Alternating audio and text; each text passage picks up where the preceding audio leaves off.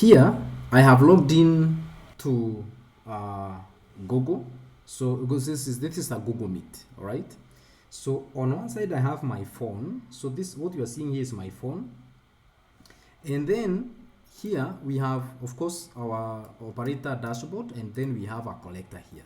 But the collector I'm going to be showing you from the phone. What I want us to do is I want to show you how payments are going to be happening. So we are going to trigger one invoice. So we can go to this customer, for example, because this is me, and then I'm going to create an invoice. Remember that this is not the process that you're going to be using. Invoices are going to be automatically created at a specified date of the month. You see this one where you have TI billing day of the month. If you set this, and remember this is just set once, the system is automatically going to generate the invoice for this amount on this date and send it to the customer automatically. You're going to be seeing that here. So let me just go ahead and create this and say that the due date is, let's say, for example, 29th for 1000, and then I click on create invoice. What that's going to happen is what is going to be happening at the end of the month automatically. So now when I log in as that customer, for example on WhatsApp, let me show you my screen. You see there's a message for WhatsApp message there. Going to WhatsApp, there is this. So this is what I see. And if I open this, let's first of all see the message. Dear Karani, we appreciate you as always. Your invoice is now ready with 4,483 due. So the reason why it's that is because if I open the invoice, it's because there is some money I didn't pay last time. So if I check this invoice closely, I can see there's no payments yet. And here, the outstanding invoice amount is 1,000, the one we did. But then the total outstanding is 4,483. So I can easily see that. Yeah. So now from here, I can click on pay now as the customer. And then that is going to take me to the payment link. Remember that a PDF has been sent to my WhatsApp automatically when I clicked on generate invoice. And remember again that is going to be automatically happening for you at the end of the month. So here we have invoice outstanding again shown 1,000, total outstanding 4,483, and then the system asks you how much do you want to pay. So at the meantime, we are paying 4,000 whatever. So let me just remove this and say that I want to pay 1 shilling.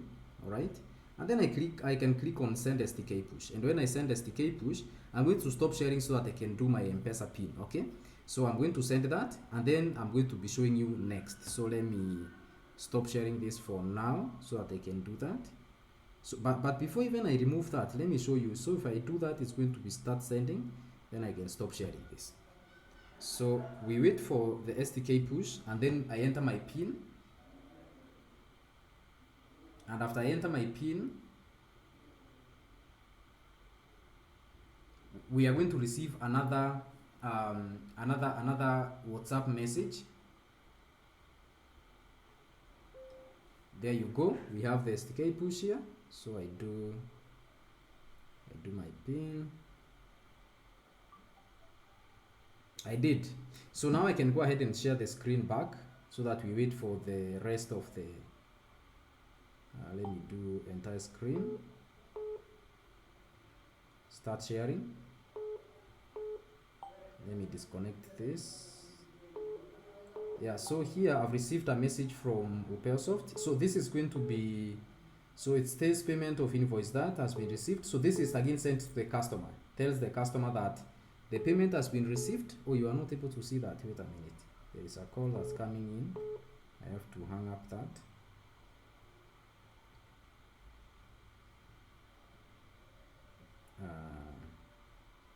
Just a second, let me get us back to the meeting. I hung up the wrong thing. So let me go back to here. I go back to the meeting again. All right. Go back to the meeting so that I can show you what has happened on my screen here. So as the customer, okay. Entire screen, and there you go. The screen is coming up again. So when I made the payment, I received this message. Of course, there is an M-Pesa message there. Oh, is this the hidden? Is hidden from screen. So one thing that I get is is a notification that the payment has been received. Notification that a payment has been received, and then it sends me my balance. And then the other thing that I'm expecting is that let me see whether this is the receipt. It's supposed to send me a receipt. Yeah, this is the receipt. So you remember the invoice that was sent initially was this one. Remember this? So the balance was 44.83. Okay, and then when I made a payment, this again has been sent to me. So it has been sent to me with the current balance. So if the customer had cleared this, and you can see this one as a payment. Can you see this? So that's the payment, 21st of October, 1 shilling. So this is supposed to be a receipt. So the reason why it is still coming as an invoice is because there is still a balance. So what was sent, you can see there are two messages sent today. This one, the one that was sent when the invoice was generated, which has no payment here. And then we have this one which has been sent when I have made a payment. So automatically the system triggers all these things. So you don't have to lift your finger. All these things happen automatically on their own. So I look forward to your questions. If you have any of them, I really would like to answer them.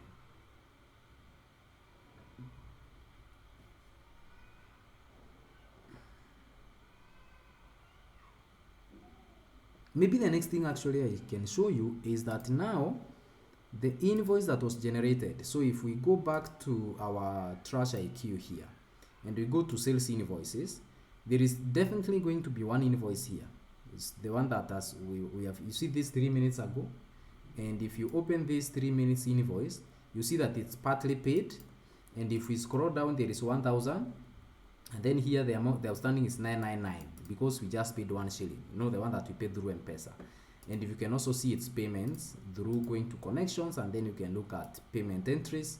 These are been automatically again created by the system. So ideally, what I'm trying to communicate here is that the only thing you need to do is to set up the customers, set up how much they pay you, set up when you want the system to invoice them, and then you leave and go for holiday. The system is automatically going to send them invoices. They are going to pay. The system is automatically going to assign the payments.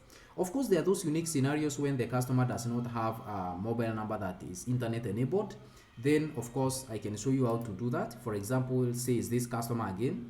You just go to that sales invoice, then go to up here, and then I can click on create a payment. And let's say, for example, this customer is paying through M-Pesa. You know, M-Pesa, I think has an hyphen there. And then let's say they are not paying everything again, they are paying 500 shillings, and that is it. That's all you need to do. And then of course you need to put here the reference number for M-Pesa. So maybe this is going to be something like whatever, I'm just guessing a number, and then the payment was done today. So you save and submit. Save and submit, and the customer again is going to receive all those messages just as if they paid through on their own. So again, if you come to the invoice now, you can see the outstanding is 449, and the print that's going to be sent to the customer is going to look like this. This is the PDF that is going to be sent to your customer. So there is two payments, the one that we paid through M-Pesa, and then the one that we just paid now through the manual. The ones, for example, when the customers do not have the internet enabled phones. Then here you have the outstanding invoice amount as 499, and then here we have the total outstanding as 3,982.